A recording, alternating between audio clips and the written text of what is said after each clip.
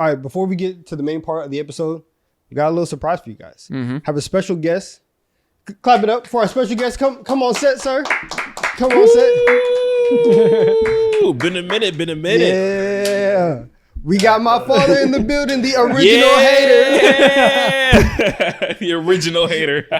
We got Smoot squared in the building. Smoot on Smoot action. Look at that. Hey, yo. I know, yeah, boss. Oh my God. This guy's wild. This guy's wild. So as y'all know, you guys like to think of me as a hater. And so the hater has a lineage. And so we have asked my father to come up here. I've not seen this list. Nobody has vetted this list. I have no idea what he's going to talk about. But we have his 5 worst things about the NBA. The top 5 things that he hates about the NBA right now. Okay. All right. 5 worst things.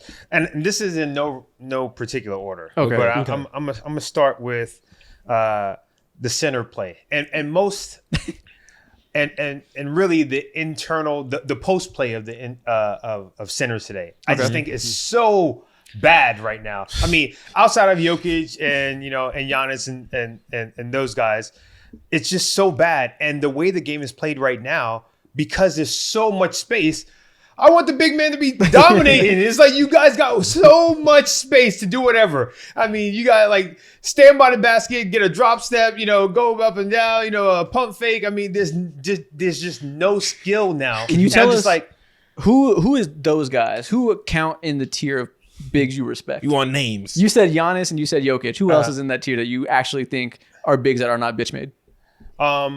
Is Embiid like that for you? Embiid, but When healthy. I mean, there's a whole bunch of those guys who are skilled players, but they can't stay on the court, so I don't count them. I mean, you have Embiid, you have Wemby, you have Chet. I think Chet, he's not big enough just yet to do the stuff. But even Wemby, he's not big enough. Do you get mad at Wemby? Because Wemby has expanded his game now to be a 3-point shooter, and that was a big topic. Yeah. And even I was like, you are 7'5", get in the paint. Correct. Do you think Wemby's a post player or no? Or I don't think he's a post player. are you happy with his play style? No, I'm not happy with his play style because he needs to be in the post. We went to see a game with the Rockets, and Van Fleet was pushing him. Out of the restricted area. I was like, what are you doing? He's 7'5" versus 6'1", and Van Fleet was just pushing him out, and I was like, this is just awful. And I was like, this can't happen. And it's just because they don't know either how to get the ball or they're not calling for the ball deep enough in the post.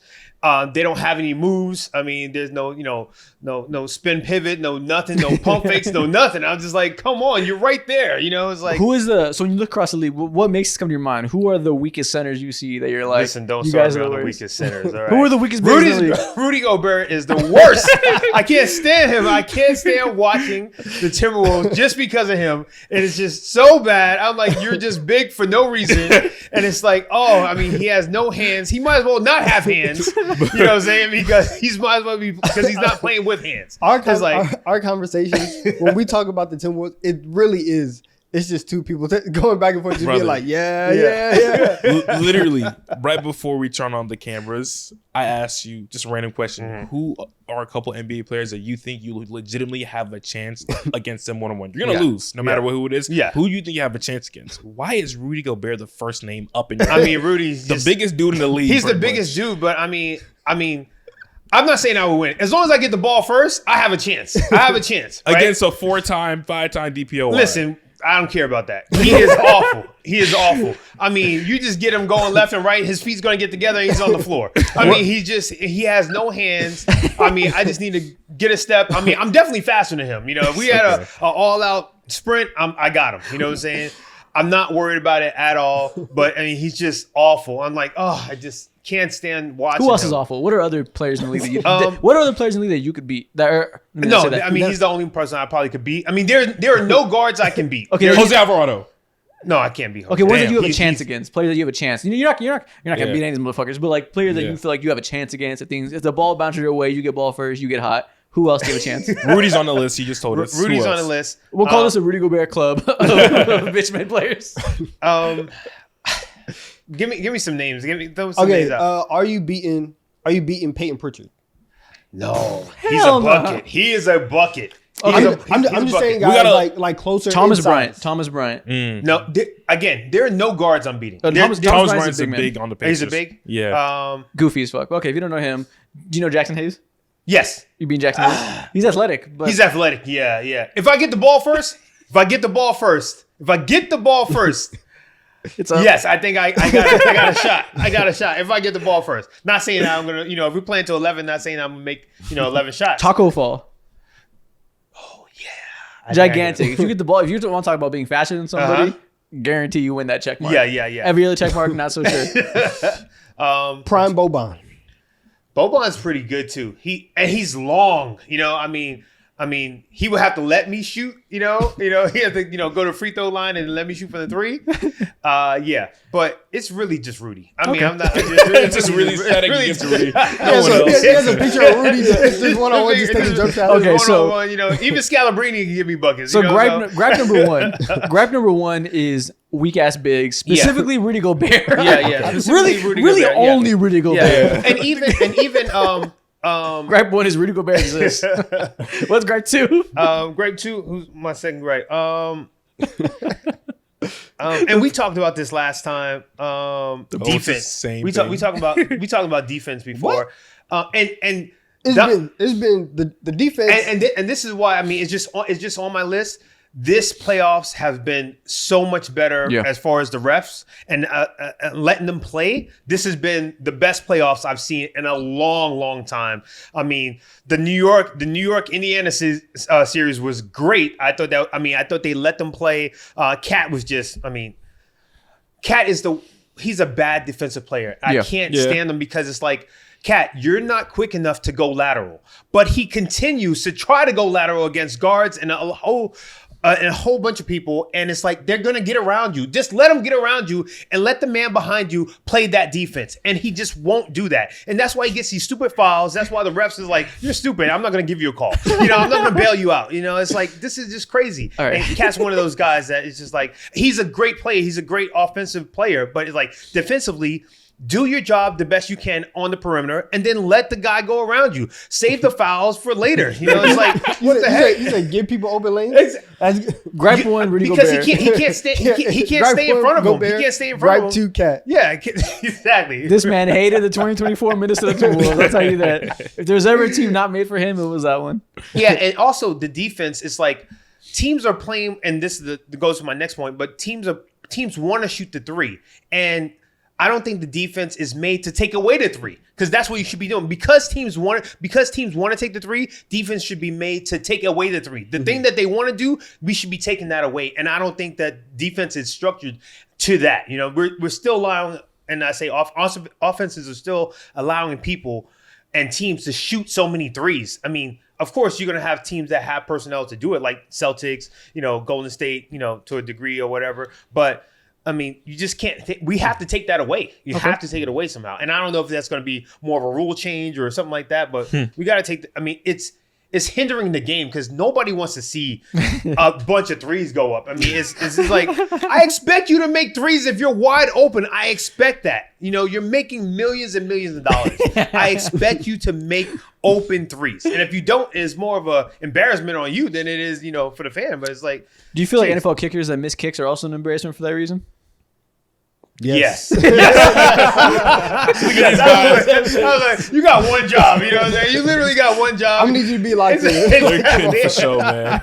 Yeah, you need to be locked in. It's like Justin Tucker eats shit. Yeah, you need to be at like 90, 97, 98%, at all times. You know what I mean? It needs to, Wow. Somebody needs to be tackling you from, somebody needs to be waterboarding you.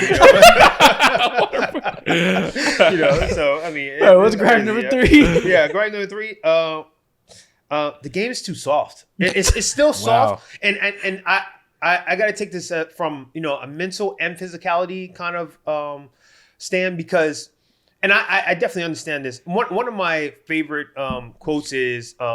Hard times make strong men. It's my favorite quote too. Yeah, hard times make strong men. Strong men quote. make good times. Good times make weak men, and weak men make hard times. I read that quote every morning. Yeah, and we see that in the NBA where you see the hard times were 60s, 70s, even part of the 80s where there were hard times, and that made that made basketball giants. That made men. That made, Magic, that made Jordan, Bird, all these guys. And the 90s, I think, were, a really, really good time in basketball. But then, because the times are so good, now people getting paid. Listen, what can you tell a 20-year-old that has $20 million? Nothing. You can't tell him nothing. You can't tell him nothing. You can't tell him to go to the gym. You can't tell him to eat right. You can't tell him to don't drink beer. You can't do nothing. You can't do nothing for a 20-year-old who got $20 million. You can't. How do you feel about Zion Williamson? He's no good. He's a sucker. He's a sucker. And because he doesn't have and this is all on him. He doesn't have self-discipline. And because he doesn't have that, he doesn't have anything. He doesn't have a motor. So what's the answer to this? How do we make these players less soft and more disciplined? You can't. We have to ride this wave. We have to ride this wave, and we're gonna. You have to rob them. You got to take. You got to rob them. Exactly. You got to big him. Ski masters right now. I swear to God, we do. You get this right, brick by brick, play by player. You're gonna have to. But we're gonna have to ride out this current CBA because at the end of the CBA, these guys are gonna be making $75 million at the end of the CBA, and then we'll see what happens. Then we'll see when the next CBA, doesn't go the player's way. It's like, oh, okay, that money's only going up. I know. So if gripe 1 was a Rudy Gobert gripe, gripe 2 was a Karl Anthony Towns gripe, who are we naming this one after? Is it Zion or is there another pinnacle of soft? Listen, I don't want to say his name. Put a name to it. Don't do it. Don't do it. Holler. Don't do it. Do it. Triple dog dare you. Anthony Edwards. What? Yeah. Soft? I don't want to say soft because of discipline. Correct. No, it's not even because of discipline. It's because of aggression On the court? Huh? So he had an interview where he had okay. I see. What's his OG? Kevin Garnett? Kevin Durant? No. Mike Conley. Mike Conley, right? Oh. And he was like, yeah, I really felt bad about Mike Conley. I wanted to do it for him. No, I don't do it for Mike Conley. I do it for me. I do it because I hate losing more than I like team winning. chemistry? No, and not that I don't like team chemistry is ass. So. In order to be in these different levels, in order to be in these different tiers, you gotta hate losing more than you love winning. And I don't think that for Anthony Edwards. I think that he loves to play basketball. I think that he's highly competitive. But he doesn't love losing more than he loves winning, and I think I think that he might be able to break that ceiling one day. I just don't see it in the near future. So that single interview has led you to have this much. And no, it's not that single interview. He smiles too much for me. He's a nice guy. He's a nice kid. Donnavan smiles a lot too. What's up? Listen. Weak as fuck. Exactly. Let's be Have you seen how he acts? Listen, if we're doing anything competitive, Don is not smiling. And He's not smiling, I guarantee this you. is not competitive. There's no points in here. If we were getting points for this, Don wouldn't be smiling. I have pictures on this iPad of him smiling. I swear to God. Doing something competitive? Draft, yes. I'll say this. I heard that. He's like, we'll have to have the talk soon. I heard the Ant interview, and I saw it, and I was like, that's just somebody who's 23 who thinks that he's gonna be in the Western Conference Finals every single year. I agree. And he said, because he said it, he's like, I'm ready to be here time and time again. We made it last year. I can make it again. And so if you are that young, you make it to the Western Conference Finals. You beat Jokic, and then they trade your second best player, bring in Julius Randle. Whole team sucks in the first half of the year. Then you turn it around and get back to the Western Conference Finals. Yeah, like you're gonna sit there and you're gonna be like, okay, well, this is just how the NBA goes. I'm gonna get back here. Like that. I think it's more that than Anthony Edwards is soft. No. But you can't. You can have that mindset internally, but you should be upset after the game. Mike Conley wasn't smiling. Why? Because he's like, listen, I might never get back here again. I don't even know if I'm coming back next year. Well, right? That is something that you could probably only get with perspective and age. But for Ant, it's like, I'm going to be back here. I think I'm fine. And it's okay. Yeah, but that's the difference. That's the difference between I can eat and I'm hungry. That's really the difference. Because Anthony Edwards right now is because he's young, he can say, oh, you know what? I got another 10, 15 years or whatever. But that's the difference between I can eat and I'm hungry. You need to be hungry at all times. And I'm not saying everybody's going to have the Kobe Mama mentality. You know, everybody's going to be a killer like Jordan. I'm not saying that. But you need to have that to get to the next level in the NBA, because everybody's good. Everybody can play. Everybody's in the gym shooting. But the thing that separates the players at this level is mentality. That's the only thing that separates these players at this level is mentality. That's the only thing. And if you don't have that mentality, that's the thing that's lacking from you. That's the thing that you need. Everything else, he's a high flyer. He's a Skywalker. He can shoot. He got better in his 3-point game this year. He got better decision making this year. He got better with his teammates. He got better with leadership. He got better with all those things. But those things don't make the difference. Those things are skills and assets that you use. But the things that make the difference is the mindset. I gotta run through it all right now. That makes it going. Okay, so that makes a difference. So grab 1, Gobert. Grab 2, Cat. Grab 3, Ant. All 3 from the Timberwolves last year, by the way. What's gripe 4? The Nas gripe. I'm gonna go with the Chris Finch gripe. I hate. I'm gonna go with the All-Star game.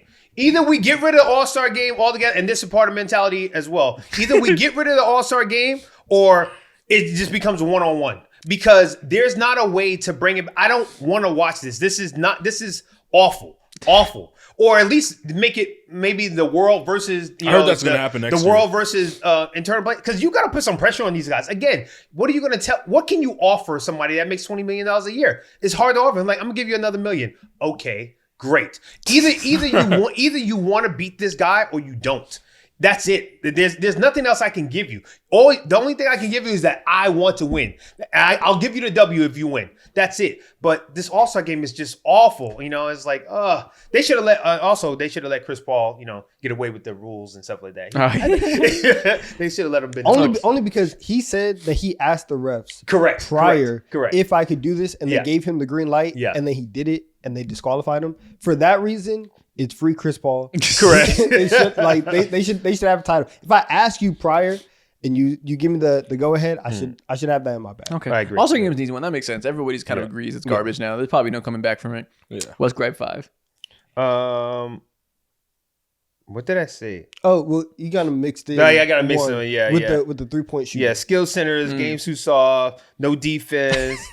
The last one is too many threes. And that too many threes. Celtics are right. Celtics right, yeah. Okay. And I actually love the Celtics, but it's just too many threes. I mean, it's almost an unwatchable game, especially since every other team can't do it, which is why Minnesota lost this year. That one game, they took as many threes as the Celtics usually take. I mean, they were in the 40s. It's like, you can't do this. And it's like the best shots and I think me and Don talked about this. It's like, there are tiers of shots. The best shot that you can take in the NBA is an uncontested layup. Is an uncontested shot at the basket. Then there's uncontested shot in mid-range. Then there's an uncontested shot at three-pointer. The next one is one-on-one at the basket, one-on-one mid-range, one-on-one three. Then there's multiple defenders at their basket, multiple defenders mid-range, and multiple defenders at three. If you're taking an uncontested three, yes, that's a good shot because it's third on the depth shot. But there's also an uncontested two-pointer that you should be taking, and that's a better shot than an uncontested three. And the uncontested two-pointer is always there now, just because of how the floor is spaced. And people should be taking that shot more times than not. Because it's an easier shot. It's an easier shot. It's going to keep the flow of the game better. It's going to do so much for the game. And then the open three will always be there for you to take. But for you not to take the open two for the open midi and not get excellent at taking that shot, it's crazy. It's just crazy. It's an easier shot. And so that's what the NBA needs to do. And so that's just